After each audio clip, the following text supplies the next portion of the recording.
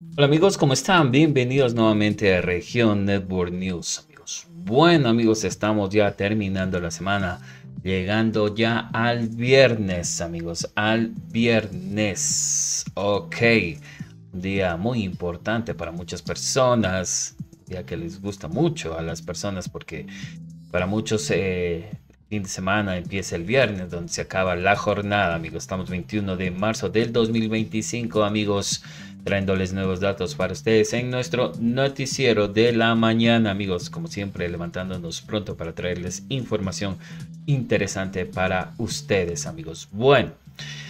Amigos, vamos a comentar, vamos a entrar en detalle con los datos que tenemos para ustedes. Y así es, amigos, vamos a empezar con la situación todavía que está muy, muy alarmante, que esto es de lo de Petroecuador. Y como ustedes saben, el gobierno trata de ahora de lavarse las manos y esquivar su responsabilidad nuevamente, como siempre.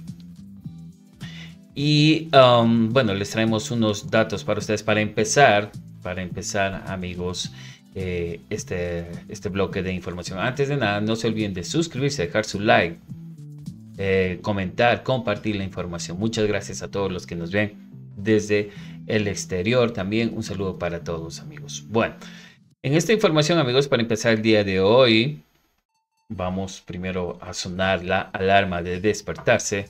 Ok, ahí les va, amigos. A despertarse, que empieza una nueva jornada, amigos, el día de hoy. Ok, listo. Bueno, despiertos ya, amigos. Les comentamos una situación realmente muy, muy preocupante, ¿no? Esta situación de que resulta de que ya hubo una advertencia, como ustedes ven ahí, amigos, de que de que habían ya problemas en los oleoductos del país y que tenían que hacerse revisiones. Y como siempre no lo han hecho. Así más o menos como lo que pasó con las termoeléctricas, ¿no? Donde igualmente dejaron que colapsen y ya cuando era tarde, bueno, ahí empezaron a qué hacer. La típica, a buscar culpables, a buscar excusas, ¿no? Esta información recién empezó a moverse el día de ayer, donde también un funcionario de Petroecuador, como ustedes ven ahí, advirtió en febrero sobre riesgos de desastre en oleoductos, pero no hicieron caso, amigos, como siempre, ¿no? En el dato, amigos, les comentamos que un oficio enviado en febrero por John Plaza Carabay, funcionario de la Gerencia de Transporte de Petroecuador, al presidente Daniel Noboa, revela que las autoridades ya conocían el deterioro de la gestión en la empresa estatal y el riesgo inminente en un desastre en la infraestructura petrolera. Sin embargo, en lugar de tomar medidas correctivas, se inició un proceso de visto bueno contra el técnico que emitió la alerta. En la carta enviada al presidente mandatario, el funcionario dice aquí en el dato, amigos, en representación de los trabajadores del Comité Nacional de Seguridad, Salud y Ambiente, solicitó la remoción inmediata del entonces gerente general subrogante de Petroecuador, Lady Jiménez Rivera, debido a su falta de capacidad técnica y liderazgo. Plaza detalló una serie de irregularidades que ponían en riesgo la operatividad de Petroecuador y en particular del oleoducto transecuatoriano SOTE, infraestructura crítica para transporte de crudo en el país. Entre las principales advertencias y la infraestructura crítica para y en particular el oleoducto transecuatoriano SOTE, infraestructura crítica para el transporte del crudo del país. Entre las principales advertencias destacaban: 1. Cambio arbitrarios de puestos estratégicos. En apenas 3 meses se designaron 4 gerentes en la gerencia de transporte, lo que generó una rotación constante y la falta de continuidad en la gestión. Además, desde diciembre del 2024, el terminal de Balao, vital para la comercialización de crudo, no contaba con un superintendente designado. 2. Falta de garantías de seguridad para el personal. Plaza Garay denunció que el transporte para trabajadores en zona de alto riesgo, obligándolos a trasladarse por sus propios medios, lo que aumentó la vulnerabilidad en el contexto de inseguridad creciente en el país. Riesgo 3. Riesgo de paralización del SOTE. El técnico alertó que la mala gestión administrativa podría comprometer la operatividad del oleoducto, advirtiendo que cualquier irrupción en su funcionamiento sería responsabilidad directa de la administración actual, o sea, de Noboa. 4. Maltrato y falta de respeto al personal. Se reportó un deterioro en la cultura organizacional debido a las constantes amenazas, insultos y cambios injustificativos en cargos técnicos y operativos. Más de 1.700 encargos laborales no fueron ratificados, afectando la estabilidad y la productividad de la empresa. Entonces, amigos, según este dato, ya esta situación que vemos de la tragedia que hay ahora mismo por el derrame de petróleo fue una consecuencia ya anunciada. A casi una semana del derrame del petróleo en Esmeraldas, la Asociación Nacional de Trabajadores de las Empresas de la Energía y el Petróleo, ANTED, y el Sindicato Nacional de Trabajadores de la Empresa Pública, SINPEP, han exigido respuestas claras al gobierno. Además, señalaron que esta tragedia podría haberse evitado si hubieran tomado en serio las alertas de los trabajadores. Los sindicatos también criticaron que la ministra Inés Manzano califica el incidente como un acto de sabotaje, en lugar de asumir la responsabilidad que le corresponde como miembro del directorio de Petroecuador. Mientras el gobierno se enfoca en la campaña electoral, la población de Esmeraldas se enfrenta a las consecuencias de la tragedia ambiental, sin acceso a agua potable, alimentos y atención médica adecuada. Los trabajadores petroleros exigen que se priorice la atención a la emergencia y se fortalezca a la empresa pública para evitar futuros desastres. Lo que manifestaron, amigos, en un comunicado la AMTEP. La tragedia Esmeraldas rebasa su campaña electoral, manifestaron también, amigos, en este comunicado. Otro dato, amigos, les comentamos que Petroecuador y Gestión de Riesgos desmienten a la ministra Inés Manzano. Así es, amigos, situación bastante compleja que vive el gobierno por no querer asumir sus responsabilidades. Bueno, gracias, amigos. En este dato les comentamos que Petroecuador y Gestión de Riesgos desmintieron a Inés Manzano y confirman que la rotura del oleoducto SOTE en Esmeraldas fue por el temporal de lluvias. Las declaraciones de la ministra Inés Manzano sobre un supuesto sabotaje en la rotura del sistema de oleoducto ecuatoriano SOTE en la provincia costera de Esmeraldas fueron desmentidas por entidades claves del Estado, la estatal petrolera Petroecuador y la Secretaría Nacional de Gestión de Riesgos. Ambas entidades ratificaron que el evento fue causado por un deslizamiento tierra debido a intensas lluvias, descartando cualquier intervención humana en el incidente registrado el 13 de marzo en Quinindé, tal como lo afirmó Manzano. En una rueda de prensa este martes 20 de marzo de 2025, el gerente de Petroecuador, Roberto Concha, explicó que la inspección en la zona confirmó que el colapso del talud se produjo por la saturación de agua en el suelo, lo que expuso y fracturó la tubería del oleoducto. Las lluvias provocaron el desplazamiento del suelo, lo que dejó expuesta la tubería del oleoducto. Como resultado, la base de tierra impactó la estructura, causando la rotura del oleoducto, dijo Concha. Escuchamos también, amigos, sus declaraciones. Visitando la zona cero, fuimos hasta la parte superior, en la que pudimos ver la ladera y nos pudimos dar cuenta in situ cómo se desplazó la tierra desde la parte de arriba, desde esas plantaciones que tenía este señor Francisco, y por la fuerza del invierno, la lluvia, pues todo esto desplazó el tubo, y el tubo realmente quedó, es un tubo que está enterrado 100%, esto desplaza totalmente el tubo quedó descubierto, quedó a la vista, como un cordel, y producto de este deslizamiento, pues existe una base que topa el tubo y ahí es cuando se produce esta rotura. La máquina. Bueno, amigos, el informe oficial de gestión de riesgos actualizado el 19 de marzo del 2025 también reafirma esta conclusión. Según el documento, la ruptura de la tubería se debió a un deslizamiento de tierra causado por lluvias intensas, lo que generó contaminación ambiental en el estero Capla. Estas posturas contradicen la reciente declaración de la ministra, quien, tras críticas a la gestión del gobierno, aseguró que el gobierno fue producto de un sabotaje. Perforación clandestina en Quijos, ¿hubo sabotaje entonces? La versión oficial contrasta con los otros incidentes previos, como el derrame de crudo en los ríos Quijos, en la provincia amazónica de Napo, el 9 de marzo. Allí la estatal petrolera Petroecuador sí denunció una perforación clandestina, pero no la empresa ni el gobierno lo catalogaron como un acto de sabotaje.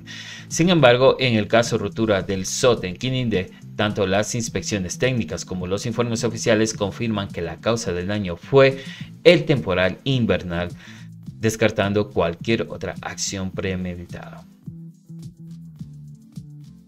Hubo también, amigos, unas críticas de parte de periodistas y políticos. El día de ayer también Anderson Boscan criticaba también a la ministra Manzano. ¿Quieres saber cómo funcionan las excusas en la política nacional? Pues te doy un recuento. Cuando se le escapó Fito al gobierno nacional, dijo que era por culpa de los guardias del lacismo. Cuando empezaron los apagones, dijo que era un sabotaje interno, culpa de su ministra.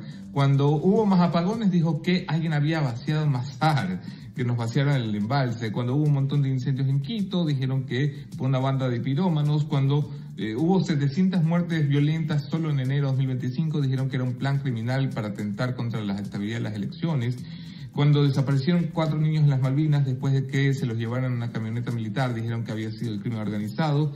Cuando denunciamos que había chalecos de cartón en el ejército, dijeron que no era un uniforme del ejército, sino unos militares con intereses oscuros.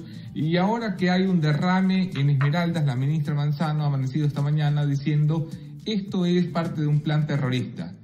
Bueno, es muy diferente a lo que dijo ayer, que dijo que alguien hizo lo que no debía y que era un sabotaje.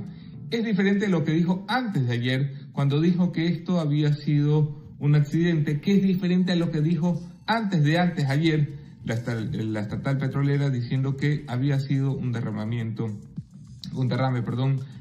provocado por un derrumbe de tierra sobre una tubería de petróleo. Había un tiempo en que la política era hacerse cargo, no hacerse el pendejo. Listo, amigos, entonces esas fueron unas actualizaciones que les tenemos a ustedes por esta situación de Petroecuador. Otro dato, amigos, bastante curioso, interesante y preocupante. Resulta que ayer el periodista Andrés Durán denunció que varias empresas vinculadas al presidente Daniel Noboa habrían traficado cocaína mientras él ejercía funciones en el 2024. Cocaína es lo que habrían traficado varias empresas del presidente de la República cuando estaban en funciones en el 2024, afirmó Durán, asegurando que posee documentos de fragancia con los nombres de las compañías involucradas. Entre ellas mencionó Noboa Trading S.A. y sostuvo que se trata de un caso de extrema gravedad. Lo que vamos a presentar es tan grave. Es el primer caso confirmado de narcopolítica en el país, señaló. Hasta el momento, el gobierno no ha respondido a estas acusaciones.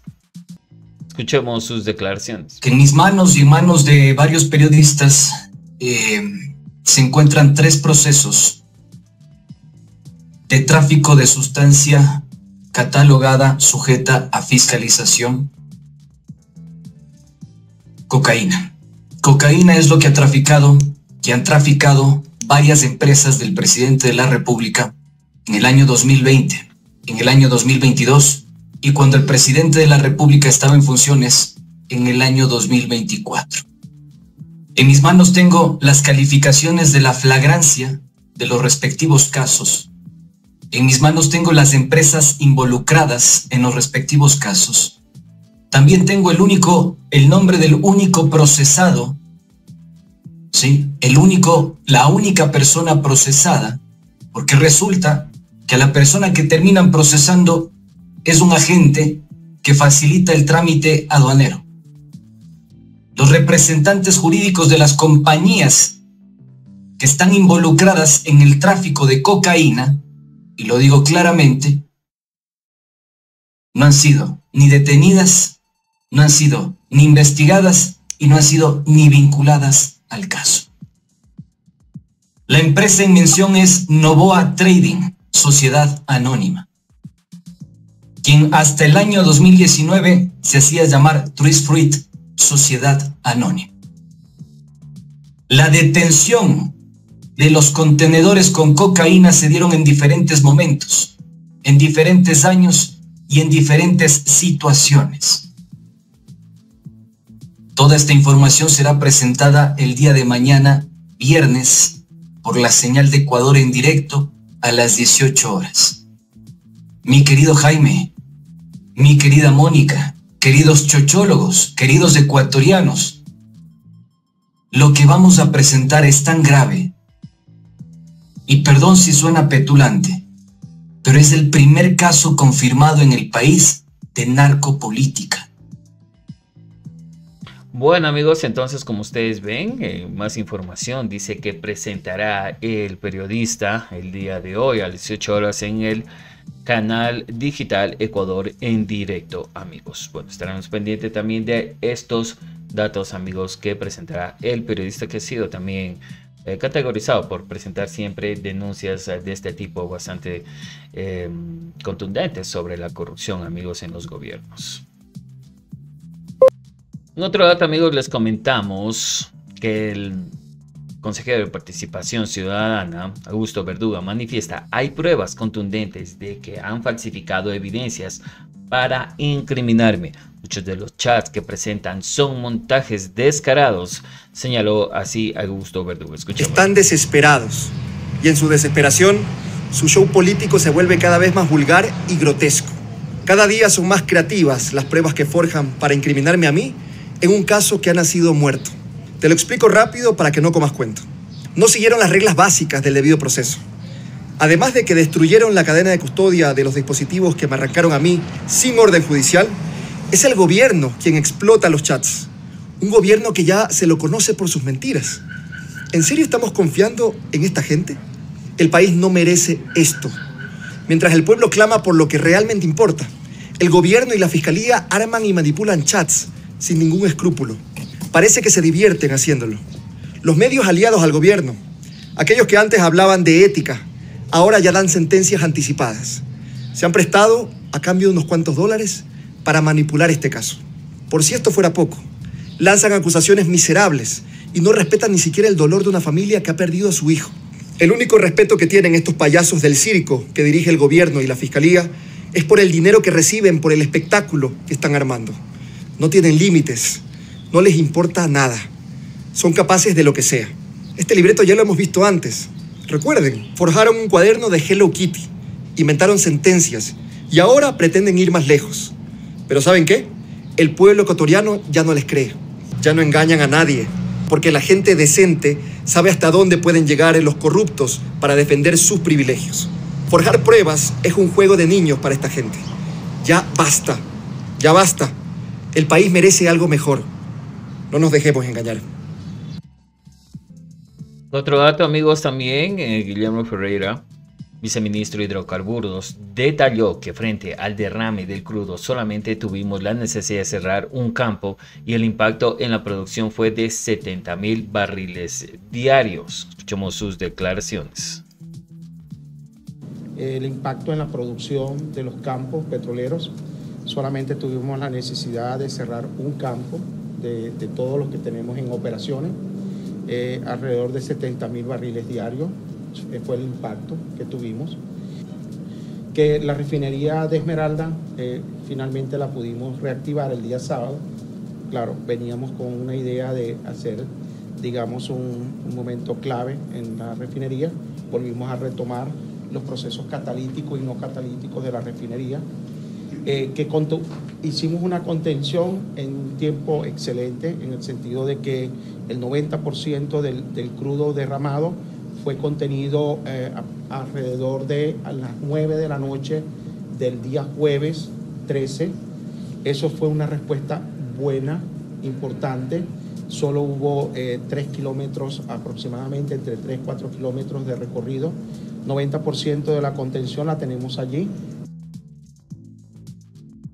Ante eso también, amigos, Roberto Concha, gerente general de Petroecuador, señaló que una vez que termine el bombeo normal hacia Balao, se podrá determinar las cantidades exactas del derrame de petróleo en Esmeraldas. Escuchemos sus declaraciones.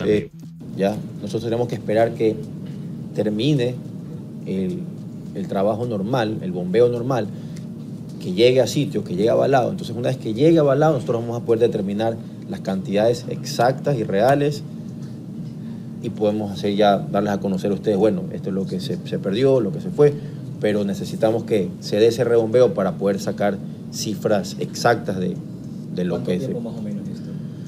Nosotros esperamos tenerlas en no más allá de 48 horas, de tener estas cifras ya con lo que ya iniciamos el rebombeo. Por eso nosotros necesitamos tener un trabajo rápido en cuanto a la conexión nuevamente del SOTE, pero obviamente necesitamos que sea un trabajo prolijo, ¿ya? Sí, amigos, como ustedes pueden ver, entonces son las declaraciones de autoridades de Petroecuador mostrando así y dando una idea de cuánto petróleo se está perdiendo. Muchos hablan de cientos de miles de barriles de petróleo, pero claro, aquí el gobierno no se va a hacer cargo. Esto está más o menos como cuando vimos la situación de las hidroeléctricas, de las termoeléctricas, donde también se perdió, amigos, miles de millones de dólares también porque simplemente el gobierno de Daniel Noboa no quiso priorizar, no quiso dar mantenimiento, no invirtió en este sector en Petroecuador. Y miren lo que pasó con las termoeléctricas. Decayeron y se perdió miles de millones de dólares. ¿Y ahora qué pasó? No le demos mantenimiento. ¿Para qué? Para traer barcazas. Acá, ¿cuál es la situación? No le demos mantenimiento a refinerías, no le demos mantenimiento a las tuberías, no le demos presupuesto a este sector. ¿Y qué va a pasar? Ya estamos viendo las consecuencias. Y ojalá no pase otra, ¿no? Sí, porque si están en deterioro los oleoductos van a empezar a pasar estas situaciones. ¿Por qué? Porque Noboa no les quiere dar mantenimiento. Por dicho, la derecha no le ha dado mantenimiento desde hace algunos años, ya casi 10 años. ¿Y qué pasa, amigos? Ahí están las consecuencias. ¿Qué pasó allá cuando hubieron los apagones? Excusas. Culpando a otros, Arihuellas, Correa, Árboles, ministros, a todos les echaba la culpa menos a él. Acá estamos viendo ya casi lo mismo nuevamente. No ha habido un cuidado, no ha habido una situación de estar atendiendo este sector. Solo se ha tratado de no invertir presupuesto del Estado para que caiga la producción, para que digan esto no vale, mejor traigamos un privado y entramos en lo mismo. Así como las barcazas, adjudicarlo. No lo pudo hacer y se están viendo ya las consecuencias. Se pierden miles de millones de dólares. Está haciendo perder igual dinero, así como se perdió con las hidroeléctricas, dinero en el Estado, amigos, en la economía. Se pierden miles de millones de dólares. Eso produce, amigos, una situación aún más de caída en la economía. Entonces, con esto, amigos, estamos viendo que ya hay una caída en la producción petrolera por el descuido de Noboa en los oleoductos. No nos puede venir a decir, oye, todo esto es culpa de él, es culpa de este otro, es que esto hicieron, esto no hicieron, tratándose de lavar las manos. Porque ya incluso, como ustedes ven en pantalla, ya hubo advertencias sobre esto, lo mostramos en otra imagen, hubo advertencias sobre esto. De que se pudo haber evitado, bueno, es que esto no es que tiene que advertirse, esto siempre tiene que darse, estos mantenimientos. Estos mantenimientos siempre tienen que estar haciéndose constantemente para que no existan este tipo de problemas. O tener planes de contingencia para poder actuar rápido, no todo a último momento. Porque recordemos que aquí, les guste o no, aquí el gobierno fue tardío, fue lento. Cuando lo llamaron para que atienda a esta emergencia, ¿qué hizo? Se fue de parrillada. ¿Llegó después de qué? Después de casi 4 días llegó a la zona de desastre. ¿Para qué? Para inventarse de que fue un sabotaje. En vez de tomar acciones rápidas. Entonces, amigos, no. O sea, estamos en una situación donde realmente al Estado no le importa, amigos. No le importa lo que es...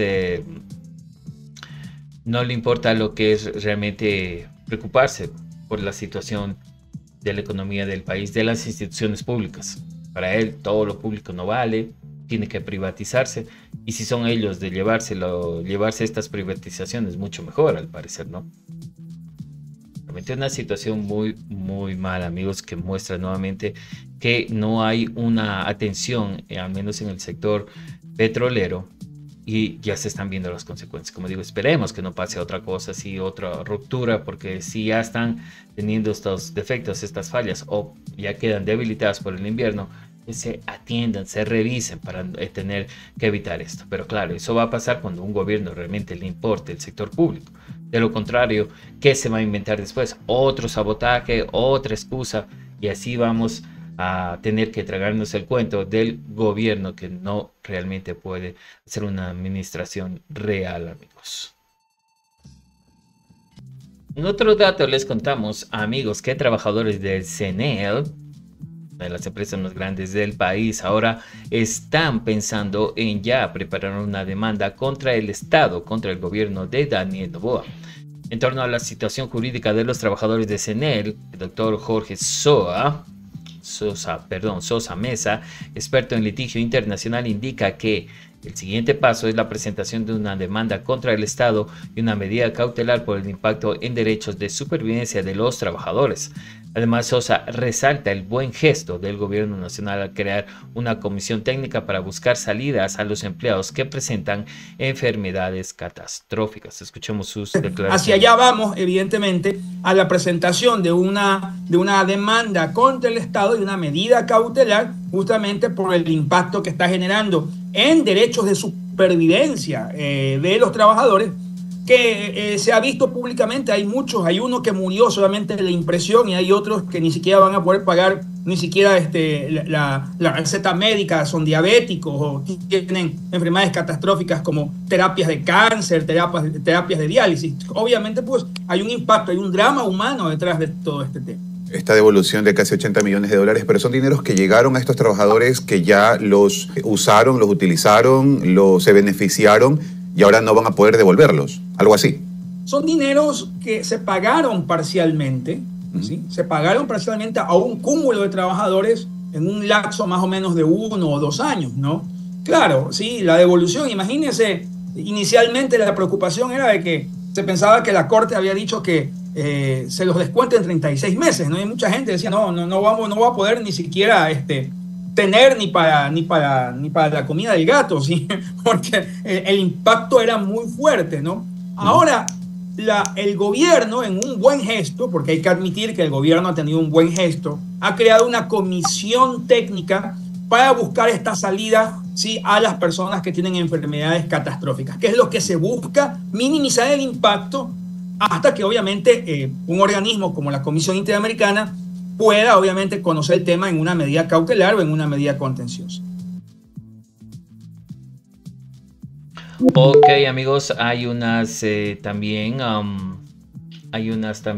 declaraciones sobre esta situación, amigos, perdón, hay unos comentarios sobre esta situación debajo de esta publicación donde dice: esos dineros fueron recibidos de buena fe mediante sentencia y ahora nos dicen dorados. Qué gran injusticia, dice aquí también en las publicaciones, amigos. Hacia allá vamos. De esta situación de los trabajadores de CNEL, donde el gobierno también, la Corte los puso ahora que devuelvan, supuestamente devuelvan todos esos dineros que supuestamente habrían sido pagados injustamente, dijo el gobierno, afectando al Estado. Pero bueno, ese es, amigos, otro dato que tenemos para ustedes. Para ir terminando, amigos, les comentamos qué es lo que decía por esta situación del tema de la dolarización. ¿Qué es lo que decía Daniel Noboa hace algunos años, por ahí por el 2021, donde afirmaba que la dolarización tiene sus contras? Además mencionaba que los ecuatorianos tenemos un sueldo muy alto y que a él no le conviene que la gente gane tanto. Así o más claro, ahora entiendes quién realmente está contra el dólar, dice en esta publicación. Escuchemos, baja amigos. El costo de mano de obra. La dolarización también tiene contras que hay que manejar y hay que superar. tenemos uno de los, a nivel de sueldos, somos uno de los 3 países que más altos sueldos tiene, ya cuando establecemos todo dolarizado, en Latinoamérica. Y eso genera problemas porque el momento de que vamos a exportar, nuestros competidores como Perú o Colombia devalúan moneda. Entonces venden en dólares, devalúan moneda, bajan su costo de mano de obra y se vuelven más competitivos, por más que el producto ecuatoriano sea de mayor calidad. La dolarización también tiene contras que hay que manejar y hay que superar. Tenemos uno de los, a nivel de sueldos, somos uno de los 3 países que más altos sueldos tiene, ya cuando establecemos todo dolarizado, en Latinoamérica. Y eso genera problemas porque el momento de que vamos a exportar, nuestros competidores como Perú o Colombia devalúan moneda. Entonces venden en dólares, devalúan moneda, bajan su costo de mano de obra y se vuelven más competitivos, por más que el producto ecuatoriano sea de mayor calidad. Bueno, amigos, entonces como ustedes ven, hasta Noboa está en contra de la dolarización. Eso ha sido en sus planes, claro, porque si ustedes se ponen a ver, para ellos les convendría pagar a sus empleados, como tienen varias empresas, a pagar a sus empleados en una moneda local, que pagar en dólares, que les resulta más caro, ¿no? Pero bueno, para que la doble moral o el doble discurso que ustedes ven siempre sale a flote cuando al final del día, en la realidad, los discursos, como lo dijo ayer también un analista, los discursos de estos de la dolarización son puros, desdolarización, supuestamente la Revolución Ciudadana son puros campaña, son puros discursos de campaña electoral, ¿no? De tratar de debilitar a su oponente, ya que ahora mismo está abajo en las encuestas, amigos. Bueno, amigos, entonces este es el dato que tenemos para ustedes aquí en Región Network News. Les recordamos que tenemos mucha información también que vamos a estar compartiendo con ustedes durante el día. Les agradecemos que tengan un excelente día. Saludos.